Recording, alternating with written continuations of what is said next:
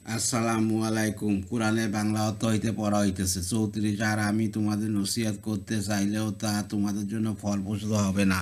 যদি আল্লাহ তোমাদের গুমরাহ করতে চান, তিনি তোমাদের পালনকর্তা, তার কাছেই তোমাদের ফিরে যেতে হবে। 35। তারা কি বলে আপনি কোরআন রচনা করে এনেছেন? আপনি বলে দিন, আমি যদি রচনা করে থাকি তবে সে অপরাধ আমার, আর তোমরা যেসব অপরাধ করো তার সাথে আমার কোনো সম্পর্ক নেই। চতুর্থ রুকু 36। আর নূহ আলাইসাল্লামের প্রতি ওহী প্রেরণ করা হলো যারা ইতিমধ্যে ঈমান এনেছে, তাদের ছাড়া আপনার জাতির অন্য কেউ ঈমান আনবে না, অতএব তাদের কার্যকর্মে বিমর্ষ হবেন না। 37। আর আপনি আমার সম্মুখে আমারই নির্দেশ মোতাবেক একটি নৌকা তৈরি করুন এবং পাপিষ্ঠদের ব্যাপারে আমাকে কোনো কথা বলবেন না, অবশ্যই তারা ডুবে মরবে। 38। তিনি নৌকা তৈরি করতে লাগলেন, আর তার কওমের নেতৃস্থানীয় ব্যক্তিরা যখন তার পার্শ্ব দিয়ে যেত তখন তাকে বিদ্রূপ করত। তিনি বললেন, তোমরা যদি আমাদের উপহাস করে থাকো তবে তোমরা যেমন উপহাস করছো তার আমরাও তদ্রূপ তোমাদের উপহাস করছি। 39। অতঃপর চিরেই জানতে পারবে লাঞ্ছনাদায়ক আযাব কার ওপর আসে এবং চিরেই সেই আযাব কার ওপর অবতরণ করে। 40। অবশেষে যখন তা আমার হুকুম এসে পৌঁছল এবং ভূপৃষ্ঠ উচ্ছ্বসিত হয়ে উঠল, আমি বললাম, সর্বকার জোড়ায় 2টি করে, এবং যাদের উপরে পূর্ব হতে হুকুম হয়ে গেছে তাদের বাদ দিয়ে আপনার পরিজন বর্গ ও সকল ইমানদারগণকে নৌকায় তুলে নিন। বলা বাহুল্য, অতি অল্প সংখ্যক লোকই তার সাথে ঈমান এনেছিল। 41। আর তিনি বললেন, তোমরা এতে আরোহণ করো, আল্লাহর নামে এর গতি ও স্থিতি। 42। আমার পালনকর্তা অতি ক্ষমাপরায়ণ ও মেহেরবান। আর নৌকাখানি তাদের বহন করে চলল পর্বত প্রমাণ তরঙ্গমালার মাঝে। আর নূহ আলাইসাল্লাম তার পুত্রকে ডাক দিলেন, আর সে সরে রয়েছিল। তিনি বললেন, হি প্রিয় বৎস, আমাদের সাথে আরোহণ করো এবং কাফেরদের সাথে থেকো না। 43। সে বলল, আমি অচিরেই কোনো পাহাড়ে আশ্রয় নেব যা আমাকে পানি থেকে রক্ষা করবে। নূহ আলাইসাল্লাম বললেন, আজকের দিনে আল্লাহর হুকুম থেকে কোনো রক্ষাকারী নেই, একমাত্র তিনি যাকে দয়া করবেন। এমন সময় উভয়ের মাঝে তরঙ্গ আড়াল হয়ে দাঁড়ালো, ফলে সে নিমজ্জিত হলো। 44। আর নির্দেশ দেওয়া হলো, হে পৃথিবী, তোমার পানি গিলে ফেলো, আর হে আকাশ, ক্ষান্ত হও। আর পানি হ্রাস করা হলো এবং কাজ শেষ হয়ে গেল, এবং যদি পর্বতে নৌকা ভিড়ালো এবং ঘোষণা করা হলো, দুরাত্মা কাফেররা নিপাক যাক। একদিকে নূহ আলাইসাল্লামের পুত্র কেনআন তখন নৌকার নিকটে দণ্ডবান ছিল। নূহ আলাইসাল্লাম তাকে ইমানদার জানতেন, এই জন্য বলেছেন, বৎস, আমাদের সঙ্গে নৌকায় আরোহণ করো। ছেলেটি আসলে মুনাফিকি করত। 45। আর নূহ আলাইসাল্লাম তার পালনকর্তাকে ডেকে বললেন, হে পরওয়ারদিগার, আমার পুত্র তো আমার পরিজনদের অন্তর্ভুক্ত, আর আপনার ওয়াদা নিঃসন্দেহে সত্য এবং আপনি সর্বাপেক্ষা বিজ্ঞ ফয়সালাকারী। 46। আল্লাহ বললেন, হে নূহ, নিশ্চয়ই সে আপনার পরিবার ভুক্ত নয়, নিশ্চয়ই সে দুরাচার। সুতরাং আমার কাছে এমন দরখাস্ত করবেন না যার খবর আপনি জানেন না। আমি আপনাকে উপদেশ দিচ্ছি, আপনি অজ্ঞদের দলভুক্ত হবেন না। 47। নূহ আলাইসাল্লাম বললেন, হে আমার পালনকর্তা, আমার যা জানা নেই এমন কোনো দরখাস্ত করা থেকে আমি আপনার কাছে আশ্রয় প্রার্থনা করছি। আপনি যদি আমাকে ক্ষমা না করেন, দয়া না করেন, তাহলে আমি ক্ষতিগ্রস্ত হব। 48। হুকুম হলো, হে নূহ আলাইসাল্লাম, আমার পক্ষ থেকে নিরাপত্তা এবং আপনার নিজের ও সঙ্গীয় সম্প্রদায়গুলোর উপর বরকত সহকারে অবতরণ করুন, আর অন্য যেসব সম্প্রদায় রইয়াছে আমি তাদের উপকৃত হতে দেব, অথবা তাদের উপর আমার দারুণ আযাব আপতিত হবে। 3। 49। এটি গায়েবের খবর, আমি আপনার প্রতি ওহী প্রেরণ করছি, ইতিপূর্বে এটা আপনার এবং আপনার জাতির জানা ছিল না। আপনি ধৈর্য ধারণ করুন, যারা ভয় করে চলে সুপরিণাম তাদের জন্যই। পঞ্চম রুকু 50। আর জাতির প্রতি আমি তাদের ভাই হুদকে প্রেরণ করেছি। তিনি বললেন, হে আমার জাতি, আল্লাহর বন্দেগী করো, তিনি ভিন্ন, তোমাদের কোনো মাবুদ নেই, তোমরা সবাই মিথ্যা আরোপ করছো। এখনও হে আমার জাতি, আমি এই জন্য তোমাদের কাছে কোনো মজুরি চাই না, আমার মজুরি তারই কাছে যিনি আমাকে পয়দা করেছেন, তবু তোমরা কেন বোঝো না। 52। আর হে আমার কম, তোমাদের পালনকর্তার কাছে তোমরা ক্ষমা প্রার্থনা করো, অথবা তারই প্রতি মনোনিবেশ করো, তিনি আসমান থেকে তোমাদের উপর বৃষ্টিধারা প্রেরণ করবেন এবং তোমাদের শক্তির ওপর শক্তি বৃদ্ধি করবেন, তোমরা কিন্তু অপরাধীদের মতো বিমুখ হইও না। 53 তারা বলল, হে হুদ, তুমি আমাদের কাছে কোনো প্রমাণ নিয়ে আসোনি। আমরা তোমার কথাই আমাদের দেবদেবীদের বর্জন করতে পারি না, আর আমরা তোমার প্রতি ঈমান আনয়নকারীও নই। 2 টিকা। নূহ আলাইহিস সালাম রজব মাসের 10 তারিখে নৌকায় আরোহণ করেন। 6 মাস কাল সারা বিশ্ব পরিবহন করে মুহররম মাসের 10 তারিখ আশুরিয়ার দিন তার নৌকা সিরিয়া অথবা মুসলিমের অন্তর্গত জুদি পাহাড়ের চূড়ায় মৃত্তিকা সংলগ্ন হয়। এতে বোঝা যায় প্লাবনের পানি পর্বত চূড়া অতিক্রম করিয়াছিল। 3 টিকা। মুসলমানরাই নৌকায় তার সঙ্গী ছিল। মুসলমান হওয়ার কারণে হযরত নূহ আলাইহিস সালামের সঙ্গীদের প্রতি সালাম ও বরকত বর্ষিত হইয়াছে। সুতরাং কিয়ামত পর্যন্ত মুসলমানের প্রতি খোদার পক্ষ থেকে যে সালাম ও বরকত বর্ষিত হবে তা স্পষ্ট বোঝা যায়।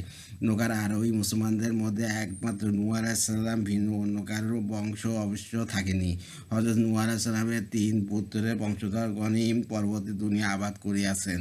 এই কারণে হযরত নূহকে দ্বিতীয় আদম বলা হয়। 54 বরং আমরা তো বলি, আমাদের কোনো দেবতা তোমার ওপর শোষণীয় ভূত চাপিয়া দিয়াছে। হুদ বললেন, আমি আল্লাহকে সাক্ষী করছি এবং তোমরাও সাক্ষী থাকো, আমার কোনো সম্পর্ক নেই তাদের সাথে যাদের তোমরা শরীক করছো। 55 তাকে ছাড়া তোমরা সবাই মিলে আমার অনিষ্ট করার প্রয়াস চালাও, অথবা আমাকে কোনো অবকাশ দিওনি। 56 আমি আল্লাহর উপর নিশ্চিত ভরসা করিয়াছি, যিনি আমার এবং তোমাদের পরওয়ারদিগার। পৃথিবীর বুকে বিচরণকারী এমন কোনো প্রাণী নেই যা তার পূর্ণ আয়ত্তাধীন নয়। আমার পালনকর্তার সরল পথে সন্দেহ নেই। 57 তথাপি যদি তোমরা মুখ ফেরাও তবে আমি তোমাদের তা পোষাই দিয়াছি যা নিয়ে আমি তোমাদের প্রতি প্রেরিত হইয়াছি, আর আমার পালনকর্তা অন্য কোনো জাতিকে তোমাদের স্থলাভিষেক করবেন, আর তোমরা তার কিছু বিগড়াতে পারবে না। নিশ্চয়ই আমার পরওয়ারদিগার প্রতিটি বস্তুর হেফাজতকারী।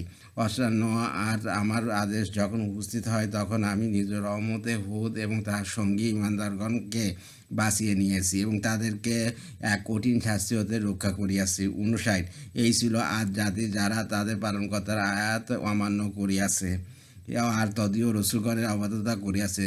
প্রত্যেক উদিত বিরোধীদের আদেশ পালন করেছে। 60 এই দুনিয়ায় তাদের পেছনে পেছনে লানত রইয়াছে এবং কিয়ামতের দিনেও জেনে রাখো, আদ জাতি তাদের পালনকর্তাকে অস্বীকার করিয়াছে। শুনে রাখো অভিশাপ তাদের প্রতি যারা প্রতি হুদের জাতি। 2 ষষ্ঠটুকু 61 আর সামুদ জাতির প্রতি তাদের ভাই সালেহকে প্রেরণ করিয়াছি। তিনি বললেন, হে আমার জাতি, আল্লাহর বন্দিগি করো, তিনি ছাড়া তোমাদের কোনো উপাস্য নেই। তিনি জমিন থেকে তোমাদেরকে পয়দা করিয়াছেন, তার মধ্যে তোমাদের বসতি দান করিয়াছেন। অতএব তার কাছে ক্ষমা প্রার্থনা করো অথবা তারই দিকে ফিরে চলো। আমার পালনকর্তার নিকটই আছেন, কবুল করে থাকেন, সন্দেহ নেই। 62 তারা বলল, হে সালেহ, ইতিপূর্বে তোমার কাছে আমাদের বড় আশা ছিল। আমাদের বাপদাদা যার পূজা করতো তুমি কি আমাদের তার পূজা করিতে নিষেধ করছো? কিন্তু যার প্রতি তুমি আমাদের আহ্বান জানাচ্ছ তাতে আমাদের এমন সন্দেহ রইয়াছে যে মন সায় দিচ্ছে না। 63 সালেহ বললেন, হে আমার জাতি, তোমরা কি মনে করো, আমি যদি আমার পালনকর্তার পক্ষ থেকে বুদ্ধি বিবেচনা লাভ করে থাকি আর তিনি যদি আমাকে নিজের তরফ হতে রহমত দান করে থাকেন, তারপর আমি যদি তার অবদ্ধ হই তবে তার থেকে কে আমায় রক্ষা করবে? তোমরা তো আমার ক্ষতি ছাড়া কিছুই বৃদ্ধি করতে পারবে না। 1 টিকা। এখানে বলা হয়েছে আদ সম্প্রদায়ের রসুলগণের কথা মান্য করে নাই, অথচ তাদের একমাত্র নবী হুদ আলাইহিস সালাম ছিলেন। আসল কথা এই যে সকল নবীর শিক্ষার মূলগত বিষয় হলো তাওহীদ। কাজে এক রসুলকে অমান্য করে সকল রসুলকে অমান্য করা হয়। 2 টিকা।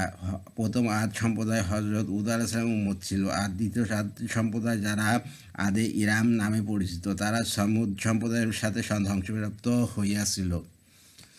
64 আর হে আমার জাতি, আল্লাহর এই উক্তিটি তোমাদের জন্য নিদর্শন, অতএব তাকে আল্লাহর জমিনে বিচরণ করে খেতে দাও এবং তাকে মন্দভাবে স্পর্শ করবে না, নতুবা অতি সত্বর তোমাদের আযাব পাকড়াও করবে। 65 তবু তারা সেটির পা কেটে দিল।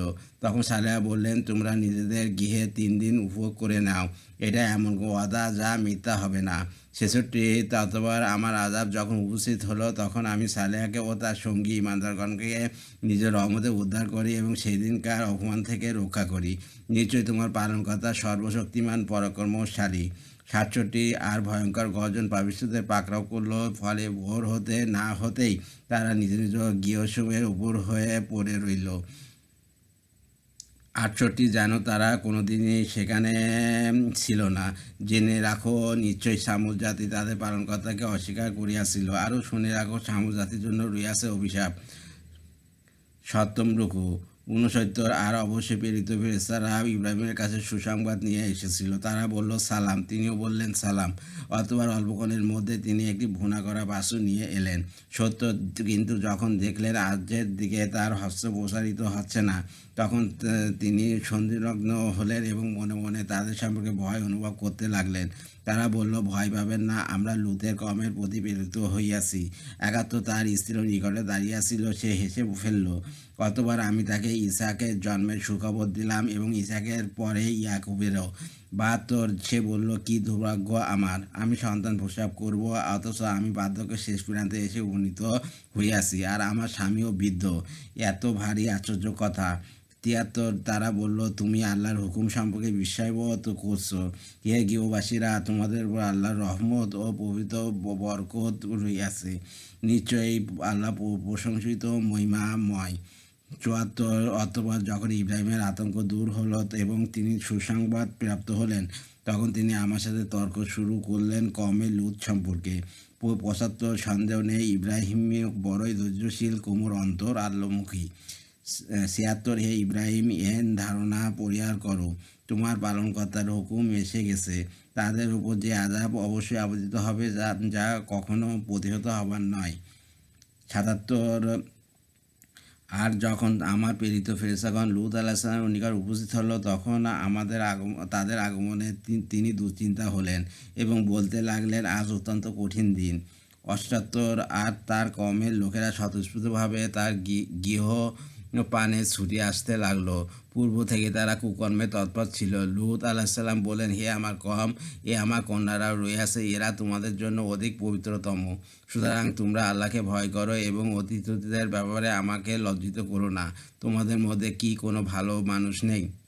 ৭৯ তারা বলল, তুমি তো জানোই তোমার কন্যাদের নিয়ে আমাদের কোনো গরজ নেই, আর আমরা কি চাই তাও তুমি অবশ্যই জানো। ৪০ লূত আলাইহিসসালাম বললেন, হায়, তোমাদের বিরুদ্ধে যদি আমার শক্তি থাকিত, অথবা আমি কোনো সুদৃঢ় আশ্রয় গ্রহণ করতে সক্ষম হতাম।